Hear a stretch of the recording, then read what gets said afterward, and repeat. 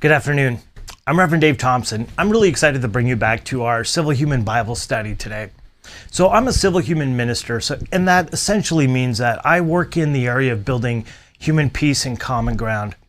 And it's in that effort that I'm actually looking at my own spiritual heritage to look at the teachings of Jesus, to try to find those teachings that I feel are common ground that can be held across the board with all humans, regardless of our faith or our different politics or our different lifestyle.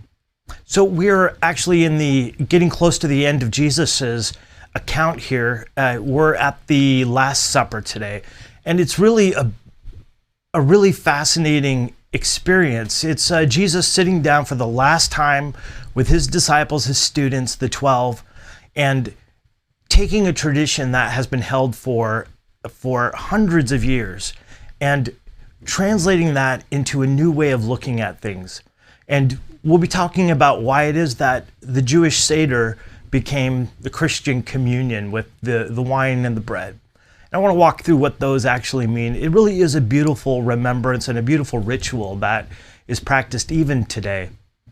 Let's go ahead and jump into our passage. It's Matthew chapter 26, verses 25 through 29.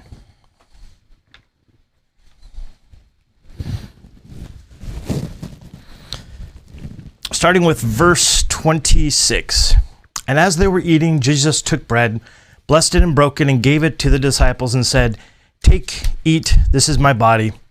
Then he took the cup and gave thanks and gave it to them, saying, "Drink from it, all of you, for this is my blood of the new covenant, which is shed for many of the remission of sins. But I say to you, I will not drink of this fruit of the vine from now on until the day when I drink it anew with you in my Father's kingdom." And when they had sung a hymn, they went out to the Mount of Olives. This is a fairly short verse today, but there's a lot there, and a lot to unravel, and a lot that is applicable and really useful for us today, 2,000 years removed. And I want to explain why that is the case and what's happening here and translate that to our modern day and age. So let's walk through the passage. First of all, a little setup. Jesus is sitting with his disciples. This is the Passover meal, the Passover week. So in other words, this is this Jewish holiday that is practiced every year. Hundreds of thousands of Jewish individuals come as pilgrims to Jerusalem, which is where Jesus is now. We just talked about the fact that they're sitting down for dinner yesterday. We mentioned the fact that Judas was going to betray him, who's one of the disciples, and we talked about what that meant and how he was going to do it. And now we get to this point where Jesus is sitting with his disciples for the very last time. The disciples, his students, and Jesus know that he's going to be handed over, betrayed, and given over to the hands of his religious leaders who despise him.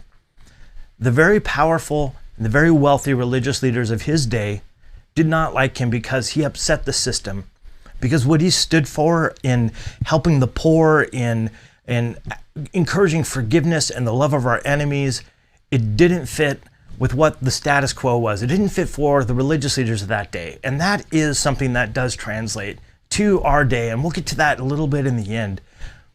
But what the heck is Passover? Or what does it mean? How does it translate to us today? So first of all, Passover is also called Seder for the Jewish people, and they actually practice it still today, and it's been part of their history since the very beginning of their culture. So it's a very significant event for them. What does it mean? So Passover is this celebration for the Jewish people when they started basically as a real culture, when the law and they had the temple and the ritual all created. Moses was the guy who kind of made that all happen. He was this huge leader for them, sort of one of their founding fathers, if you will. And he sits there as a pharaoh, actually, as Pharaoh's family originally in Egypt. And the Jewish people are the slaves of the Pharaoh, as the story goes. You may have heard Moses goes through the plagues, and then he ends up taking the Jewish people and leaving the Pharaoh and leaving Egypt and being freed from that slavery. And so it is a significant recognition, a significant remembrance and ritual for them, because every year they revisit the fact that they came from slavery, that they started in a place where they were being controlled by other people, and that they were freed from that. Not only that, but they also got to Jerusalem, and they got to a promised land that was all theirs, that they could work, and that they could cultivate, and that they could identify as a people group and worship the God the way they wanted to. So there's two things in the Seder. There's a bunch of like steps in the Seder, this ritual, this meal that is gone through every year. But there's two key things that Jesus actually takes from this Seder and introduces into a new way of thinking. I want to walk through what those are. We have in the passage here, Jesus says that he takes this bread, and he breaks it up, and he gives it to his students. There's probably 13 people altogether there, including Jesus. So he breaks up the bread, passes it out. Everybody has a piece of bread, and Jesus says, "Eat this. It is my body." Now, naturally, it's not literally his body. It's a figure of speech. He's saying that this is the body that I'm going to have to sacrifice for the sake of the cause, for what's going on here, for what we stand for, and everything that we've fought for so far. This bread is something that, in this old Seder, represented the suffering and the agony of being slaves under the hand of Pharaoh. It represents the difficult and impoverished place that they were before. And Jesus uses that and kind of switches it around and says, okay, now let's use this as a remembrance of what it cost us to get to a place that we are now. What did it cost? It cost Jesus his life. It cost him his life because he stood for something that was against the religious leaders and largely against his own community and his own people group, who, in his esteem, and I feel very rightfully so, had become so privileged and so wealthy and so comfortable that they had forgotten all of the people who were suffering beneath them. All of the individuals who were the working class individuals, and also the untouchables, people who were diseased, the individuals who maybe were prostitutes in the red light districts, all the people that were not to be mentioned or that were not pure and didn't attend temple or go to synagogue all the time. Those are the people that Jesus stands for. And he also stood against all of this ritual that these religious people held on to. The ritual was there to help teach people how to be good people. But at this point in this history, this ritual had just become ritual, and it had absolutely no help to all the people who are suffering.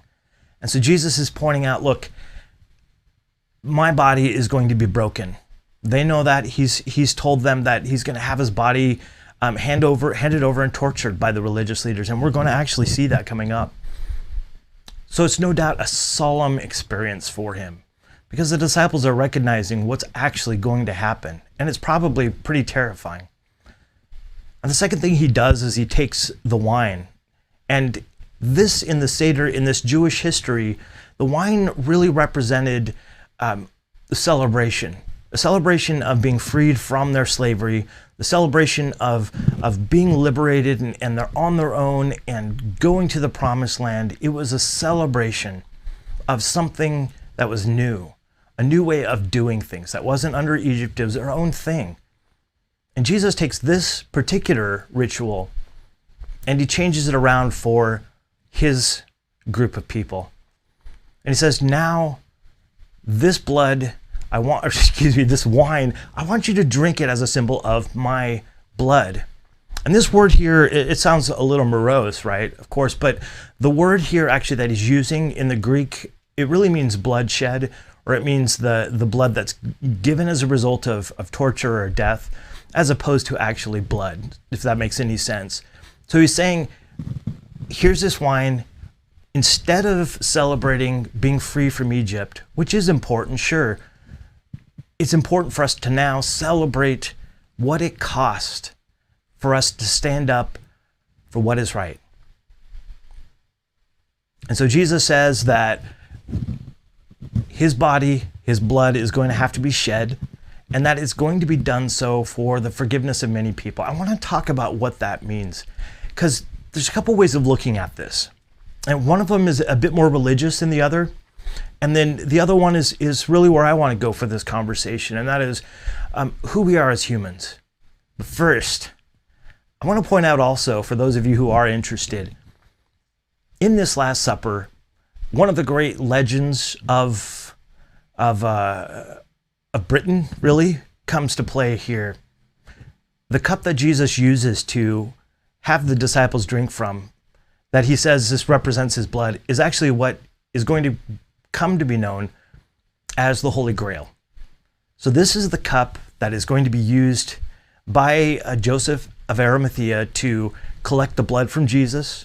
And it's also used in this dinner, and it will go on to actually be a myth of some sort, which I'm actually fascinated by and looking forward to actually looking into. But anyway, that's just a little interesting historical fact there. So what is Jesus saying here? And why is this important for us 2,000 years removed? Is this just something that Christians do in church, that they go there, or Catholics do, or who are also Christians, of course, or any number of individuals who do communion, or even the Jewish people who do their own version of a Seder? Does it mean anything for us? And is it useful for us right here, right now, just as human beings? I would say yes. And though many see this, as I was going to say, the first thing that it represents is that Jesus is offering himself as a sacrifice to satisfy and take care or wash clean the sins of mankind for all time and for all sake. That's one perspective, and one that's largely held by a majority of Christian individuals, and something that I grew up doing. We sang songs, I want to be washed in the blood of the Lamb, which is disgusting, but it's hilarious to think about the fact that in the different contexts, that means something completely different. And in that context, it was really something that represented somebody sacrificing themselves for other people. And then there's the direction that I want to go. And that is what it costs for us to stand up for what is right. What it costs for us to live in a society that is at peace and that is centered on common ground. It's not only Jesus here that I want to point out as an example. I have before also pointed out Gandhi as an example of somebody who liberated the Indian people and gave them a national identity separate from the conquerors and colonialization of Britain. And then there was Martin Luther King Jr., also a phenomenal man, phenomenal person who stood up and used the same method that Jesus did, and actually that Gandhi did. Gandhi borrowed a lot from Jesus that he points out in his autobiography. Martin Luther King Jr. recognized that the only way to make substantial change, the only way to make lasting change in society is not to fight, it's not to create violence, it's not to throw retribution to the other side, to lash out in anger and violence. The only way that we can move forward as a society is to do good to our enemies, is to resist peacefully, is to be examples of what it looks like to live in a society that does forgive each other, in a society that loves one another and respects one another. And that's where I want to go with this conversation. Because I think right now, this is election day was yesterday in the United States of America. It's crazy, and there's a lot of division involved right now. I want to point out that there are two things. One, there's a cost. There's a cost to standing for what's right. Because usually it means that people who are wealthy and comfortable and who have power are going to resist. Because when we look at the suffering and we look at those who are hurting and those who are being taken advantage of and injustice, it means we're going to point out the things that they are doing to hurt others. And that's not something they want because it'll jeopardize their position. That's the reality. It will cost us something because they will fight against that because they want their power, the privilege, and the luxury because it's easier. Second, and this in closing, we need to look to individuals in our society who have been examples of the society that we want. One thing I want to point out today especially, in many ways is frustrating for me to see certain aspects of communities who use only violence and use only fear and uncertainty and chaos to fight back, to make some change. They think that by breaking the law and doing things that are hurting and cause suffering to others, that they're going to be able to change their minds. It's not the way it works. The only way that we are able to change people is if we create in them a desire to change with us. And until we demonstrate what it looks like as a society to have common ground, to see each other as humans in this together, until we do that, until we have those significant figures in our society who stand up and acknowledge peace, who stand up against those who would divide and ask for a place where humans see each other together as equals, to eliminate the suffering that we know none of us want to endure. I might encourage you, if you know somebody who is making a stand, to be there for them, encourage them. This is a tough time for those kinds of people. And also, if you know somebody who is using violence or illegal activities in order to, as they feel, persuade the other side or to bring attention to their plight or their suffering, I might encourage you to remind them that the only people who have made significant change in culture are the ones who did so with love, who did so with peace and not with the sword. I appreciate you joining me today. And I know this has been a bit of a heavy conversation, and I appreciate your time and giving me your attention on these matters. It's something that has been really freeing for me to read, to notice that my efforts of trying to build peace and common ground are something that are important. When I read Jesus and I see an individual who is willing to have his body tortured and to shed his own blood for the sake of a cause, for the sake of doing what's right, it's invigorating to me and encouraging to me, and I hope it is to you as well. I would love it if you would provide your comments, your thoughts, your reflections, and put those in the comments below. I love it. It helps us understand and learn from one another. And I would love it if you would like the Facebook page. And if you're on YouTube, there's a box down there that you can click on to subscribe. That way we can stay in contact with one another, because there's some interesting shows that are going to be coming up and I'm really excited about. So until tomorrow, live at noon when we see each other again, I want you to know that I love you. And I hope you choose to love yourself. It's the only love in this world that we have any control over. And now I invite you to join me as we go about the rest of our day, loving those around us the same way. Thank you.